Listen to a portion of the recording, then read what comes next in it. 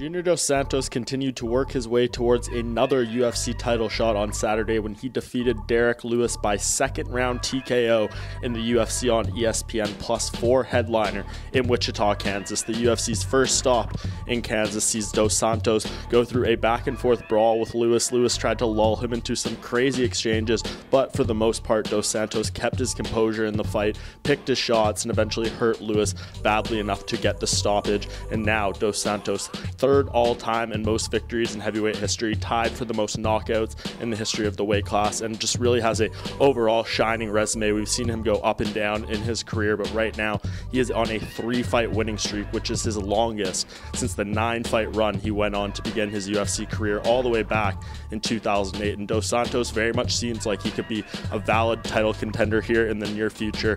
I don't think he will be challenging for that belt right away. We of course know the situation with Daniel Cormier awaiting that potential fight with Brock Lesnar. If that doesn't happen, everything kind of goes out the window. Who knows what will happen next? Who knows? What we do know about Dos Santos is he is planning on sitting out until late August at the minimum. He is awaiting the birth of his next child in May, and he said he plans on putting his career on hold until he knows everything is okay with his childbirth, and then goes through and is able to have another training camp in order to get back in there.